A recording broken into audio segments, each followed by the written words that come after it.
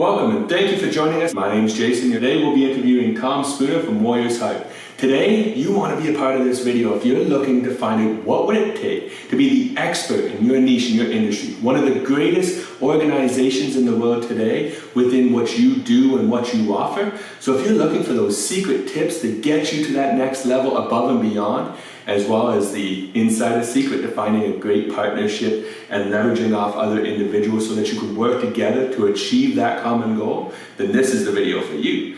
And of course, for more videos like this, be sure to subscribe, like, comment, and share down below. Till then, we'll be right back.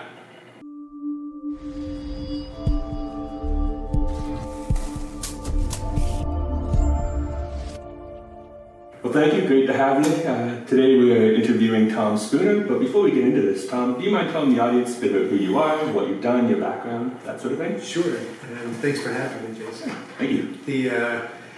A little bit about my background. I joined the military when I was 20 years old, and I spent 21 years in the military, in the conventional army and special operations, and then finished up working out at Delta.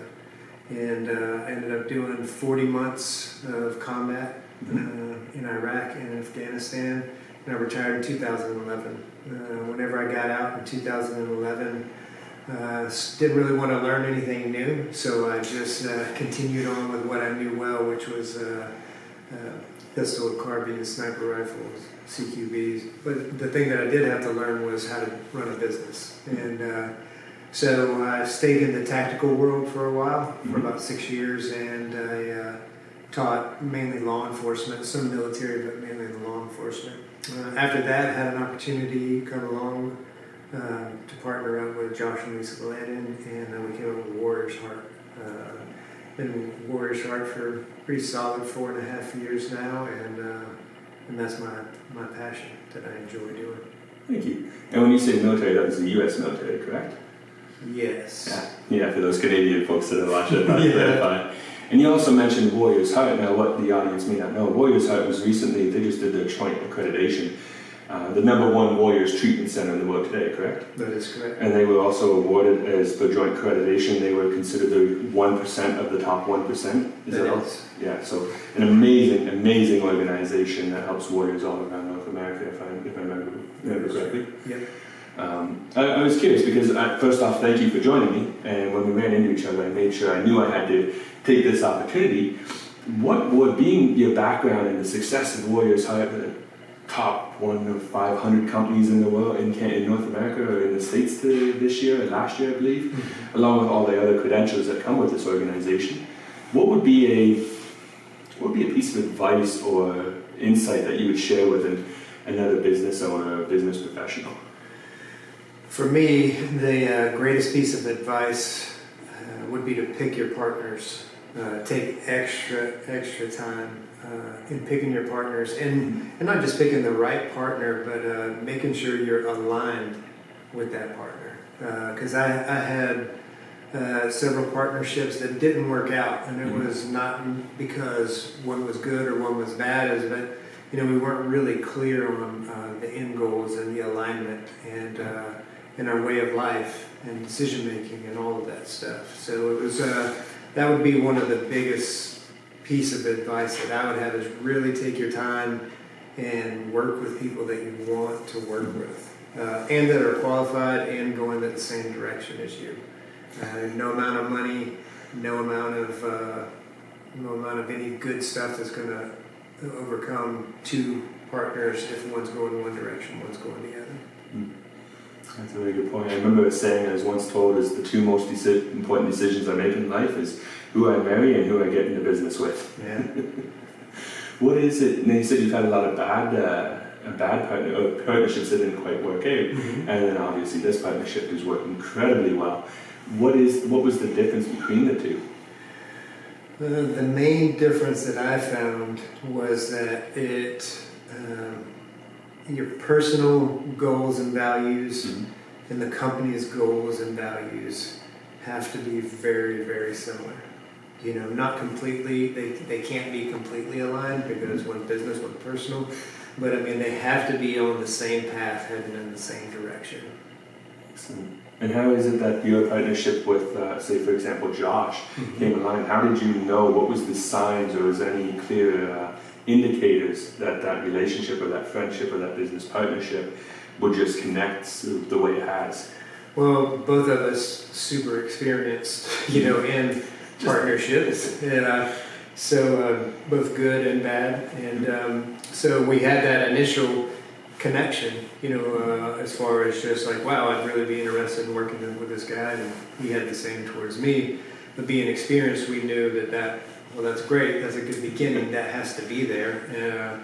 But then we really dove into like, hey, introducing our families together, like, hey, because we were going to embark on this endeavor of what we call a warrior's heart. We knew how hard it was going to be, so we had to be completely compatible as far as our family members. Everyone was on board for what we were doing, because when things get really hard, that's when any of the cracks in the foundation come up. So we proofed that out, on the family side, and then as we just kept going along, the trust just kept growing in between, with the three of us. Well, I don't think I've ever heard that before, where when you're about to work with someone business-wise, they introduce the family. It makes sense. It's I shouldn't say it's genius, that kind of concept, but I never would have thought about that before, to make sure that the families get along and that trust and that foundation, because I guess what I thought about was, who do I spend the most amount of time with, other than people you work with? It's family, right? Yeah. That's pretty powerful. Thank you. Well, and then if you look at it, depending on how long your days are, a lot of the times, I spend more time with the people that I work with than whenever I do my family. Depending on if the kids go to bed early or something like that, and you're looking at a difference of, 5 or 6 hours versus 8 to 10 hours, on a daily basis. So it's very important. I have a 1-year-old at home, so right now it's like 1 to 2 hours. Right? Another hour of dealing with screaming in a bottle, but that's another factor. So one thing that's always amazed me being involved with Warriors Heart the way I have, and it's been an absolute blessing. There's no other organization I've ever met quite like it. And I believe there's a secret there, because you're in the 4th year now?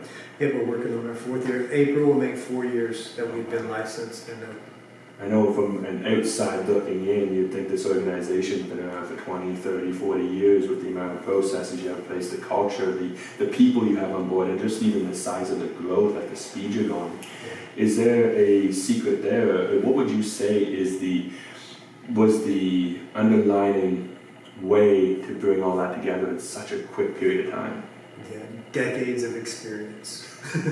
So everybody, I love the saying of, hey, overnight success. Yeah. Like for me, like saying Warriors Heart as a success is like, it took 34 years and one night, but that is a huge, back to your question of how did that happen is, and the partnership between Josh and Lisa Lannon and myself is just all the decades of experience in this profession, in this field, with this population that we brought to the table that enabled us to make these really good, solid decisions, because it was all based off of experience. It wasn't like at the beginning of our business careers where it was, hey, let's try this, maybe it'll work. We had enough decades of that to where we know what works. And now it's just about like having the right staff, having the right people, and following the right principles, to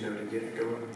So if you're in a position where you're not in the experience, you don't have the experience yet, you got to go and get it. Absolutely. Come back, learn from that experience, and just keep trying and try again. Yeah, and as we know, the back to the same, like it's about in the same vein of picking partners is also picking mentors. Because picking someone that can help guide you. Because if you're new, you're new. You don't have any experience, just like we all were. So then, always make your own decisions and do what you think is right. But it always has been helpful for me to find some folks that I want to emulate, or a business that I want it to be like. And okay, what are the principles that they use, and how do I apply them in this environment? Because it may be a software company whose principles, how do I translate those principles that I know are successful, say in a service industry like we are. It's just powerful what you're saying. If I'm hearing you correctly, it's a combination of picking the right mentors, the teachers, the individuals in what you want to follow, find who's done what you want to do, keep your eyes open for the subtle details, and then ask how can you take advantage of it or leverage off it, learn from it through others' experience, then go and get that experience yourself. Yeah, absolutely. And when picking a mentor, lack of a better word, someone that I'm trying to learn from, a lot of folks are really fancy talkers and a lot of stuff like that. So make sure that the person that you're taking information from has experience in that field. That they have, if you're talking about building a business, it's someone that has built a huge business, you know what I mean? And so it sounds very simple, but it gets overlooked a lot of times where it's just a lot of fancy talk and stuff, and it's like, hey, does this really work, And so that's really important. It reminds me of a real estate agent I was talking to. I was looking at investment properties. He's like, oh, this is a great deal. You need to jump on this right now. I'm like, wait a minute. So how many rental properties do you own? Oh, well, I'm looking at buying my first house. Yeah, exactly. Got it. Exactly. Take it. Yeah. So, well, thank you. Any other final pieces of wisdom or insight you'd like to share? The only other thing that I have is anybody that I've seen, anything that I've seen be super successful, you have to be passionate about what you're doing. If it's just about the money or if it's just about whatever, other than being passionate, it's only going to last for so long. I mean, if you're looking to build something up and quickly sell it off, like, okay, sure, but if you're looking at really making a difference or impact, then I have to have something that gets me up in the morning, through those hard times, in the grind, it's got to be passionate for me. Kind of like that mission to bring 1 million warriors home. Yeah, that's exactly. Help get them support. Thank you. And if someone wanted to learn more about A Warrior's Heart and what you do, or learn more about yourself and the landings, of course, and how you built what you built here in Texas, where would they go? Where would they find more about you? Just go to warriorsheart.com. And then there you'll find out all about Warrior's Heart and what we do. And we've got several pages on the website that even tell all about our employees also and why they do what they do. So everything is there on warriorsheart.com. Excellent. Well, thank you. And I know there's some great YouTube videos out there of you with some very inspirational messages of you sharing your story. So thank you for all that. I really do appreciate it. It's been an absolute pleasure. Absolutely. Thanks again, Tom. Thanks for having me.